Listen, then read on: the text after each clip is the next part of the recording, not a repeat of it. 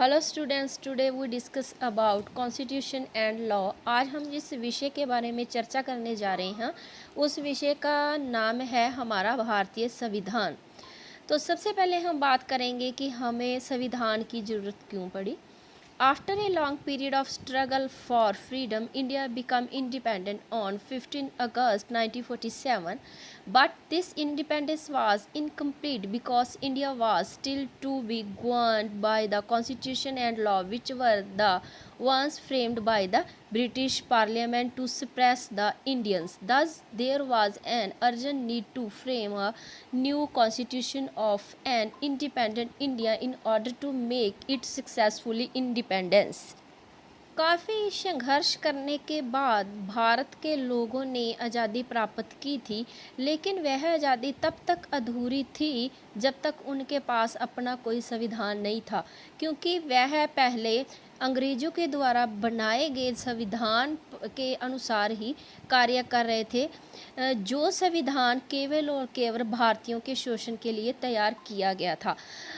उस समय जो समय की ज़रूरत थी वो यह थी कि भारतीय लोगों के पास भारतीय सरकार जो है अपने द्वारा तैयार किए हुए संविधान के अनुसार ही कार्य करे। उस समय की जो बड़ी मांग थी वो ये थी कि एक संविधान होना लाजमी था। तो इस ज़रूरत को देखते हुए पहले तो भारतीय संविधान को तैयार करने के लिए सोचा गया। भारतीय संविधान को तैयार करने के लिए अ 7-member committee was framed on 29 August 1947 under the leadership of Dr. B.R. Ambedkar to give a complete shape to the Constitution. भारतीय संविधान को तैयार करने के लिए डॉक्टर भीमराव अंबेडकर जी की अगुवाई में 7 मेंबरी कमेटी को गठित किया गया और एक संविधान का खरड़ा तैयार किया गया। और इस संविधान को तैयार होने में 2 साल 11 महीने और 18 दिन लग गए और 2 साल 11 महीने 18 दिन के बाद अंत यह है इट वाज रेडी ऑन 26 नवंबर 1949। तो ये जो हमारा संविधान था अंत सभी जो 7 मेंबरी कमेटी की कोशिशों के सदका 26 नवंबर 1949 में बनकर तैयार हो गया और इसके बाद 26 जनवरी 1950 को ये जो हमारा संविधान है लागू किया गया।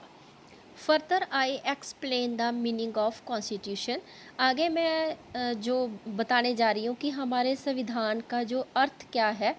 Constitution is a legal document according to which the country is governed. The center as well as the state governments are run according to the Constitution. The government of a country runs according to the Constitution. जो हमारा संविधान है वह एक कानून की किताब है, कानूनी दस्तावेज है जिसके अनुसार हमारे देश की सरकारें काम करती हैं और हमारे देश की जो सरकारें हैं संविधान में लिखे हुए सभी नियमों को मानने के लिए पूरी तरह से पाबंद हैं। हम ये कह सकते हैं कि हमारे संविधान को सर्वोच्च दर्जा दिया गया है। Constitution is considered to be the supreme law. All government and non-government organizations are being run according to the Constitution. The judiciary has been constituted to maintain law and order. It has been made independent and unbiased. If any organization is not run according to the Constitution, it is declared unconstitutional.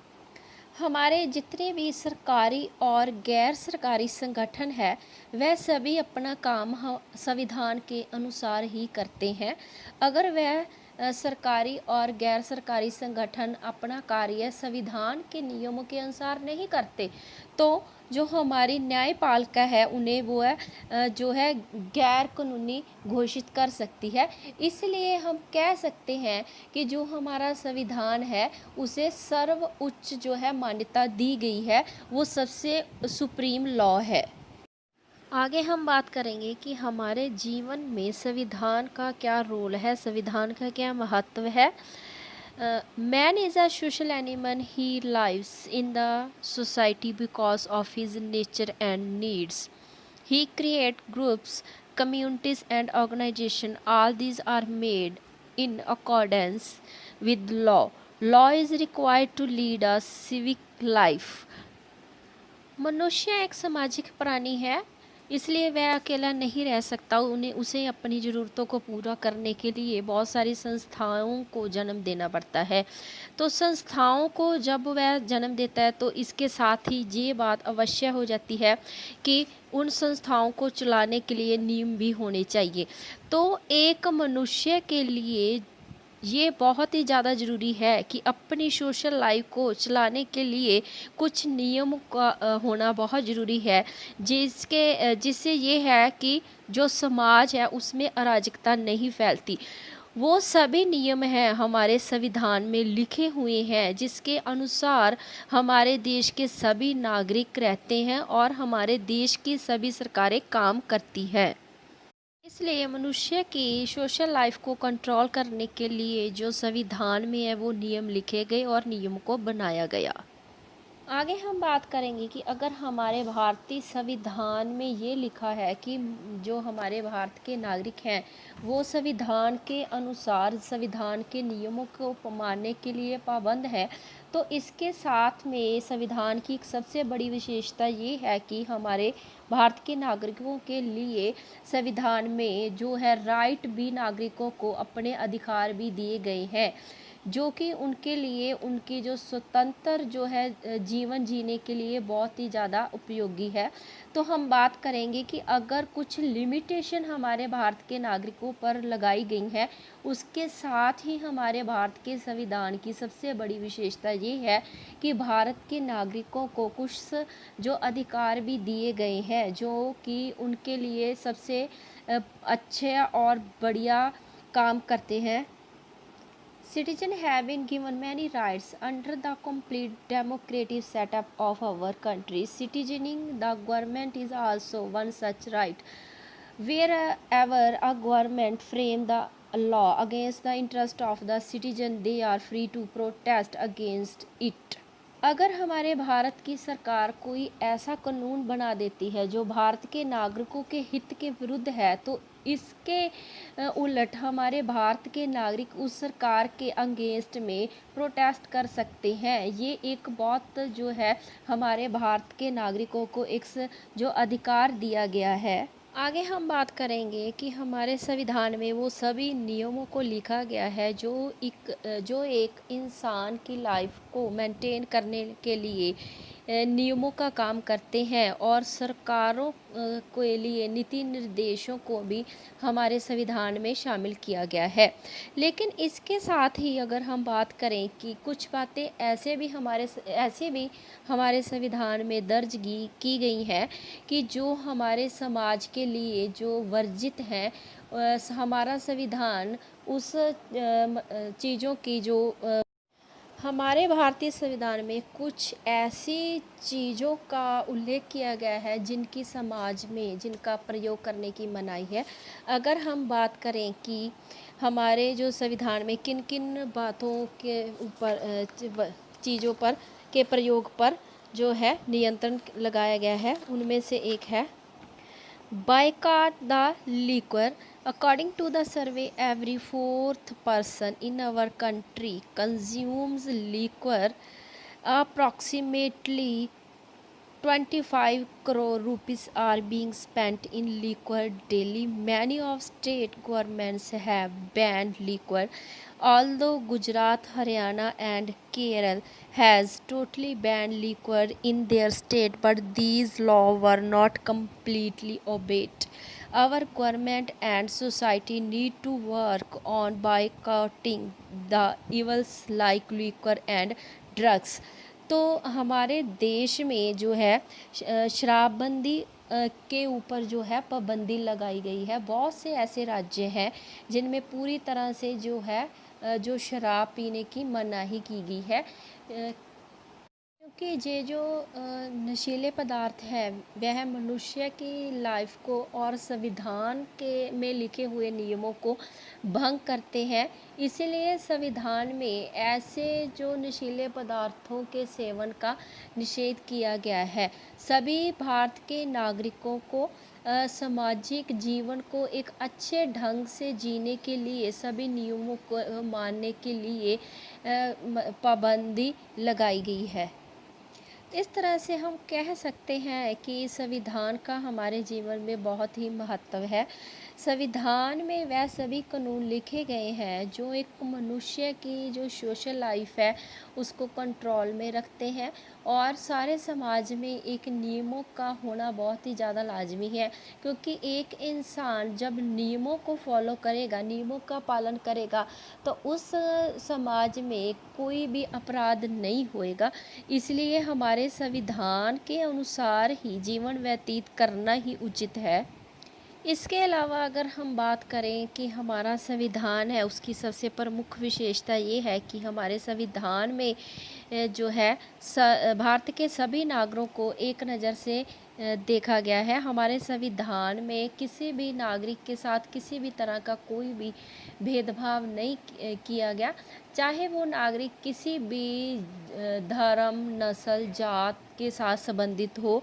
Indian constitution encourage the citizen of India to spread universal brotherhood.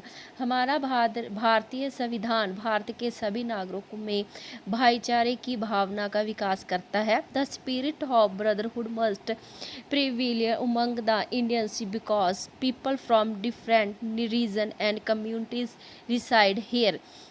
हमारे देश में अलग अलग जात, धर्म, नस्लों के लोग रहते हैं, लेकिन इन सब के बावजूद भी वह एक भाईचारे की भावना में बंधे हुए हैं।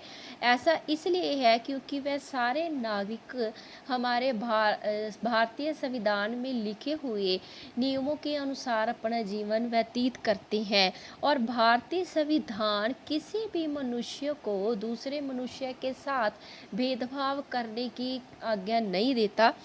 आगे हम बात करेंगे, हमारा संविधान सभी नागरिकों के साथ एक जैसा न्याय करता है, वह किसी के साथ भी भेदभाव नहीं करता, चाहे वह किसी भी क्षेत्र की बात हो, चाहे वह सामाजिक क्षेत्र हो, आर्थिक क्षेत्र हो या फिर राजनीतिक क्षेत्र हो। सबसे पहले बात करेंगे कि सोशल जस्टिस की। Social justice mean there will be no discrimination on the basis of caste, creed and colour.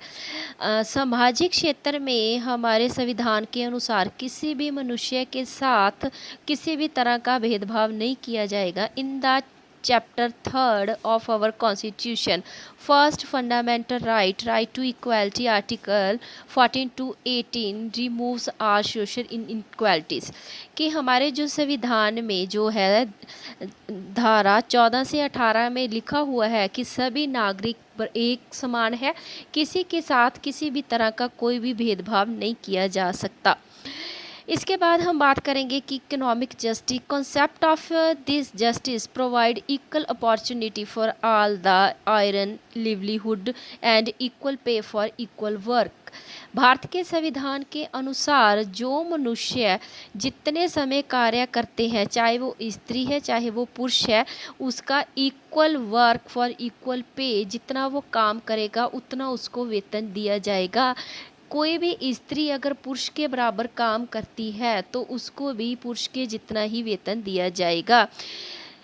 आगे हम बात करेंगे कि राजनीतिक क्षेत्र की political justice. Concept of political justice provide political rights to all without any discrimination. हमारा भारत का संविधान भारत के सभी नागरिकों को राजनीतिक क्षेत्र में भी बराबर के अधिकार प्रदान करता है। जैसे हमारे भारत के नागरिकों right to cast the vote डालने का पूरा अधिकार है।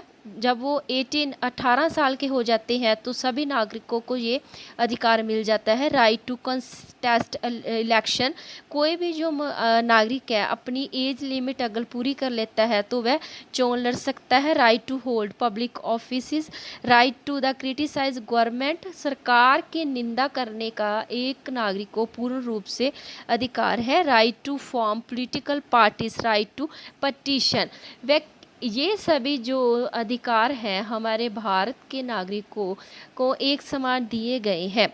तो आज हमने भारत के संविधान के ऊपर विस्तार सहित चर्चा की कि हमारे भारत के संविधान में कौन कौन सी बातों का उल्लेख किया गया है, हमारा भारत का संविधान कब पास हुआ और हमारे भारत के संविधान को बनने में कितना समय लगा। Thanks, have a nice day.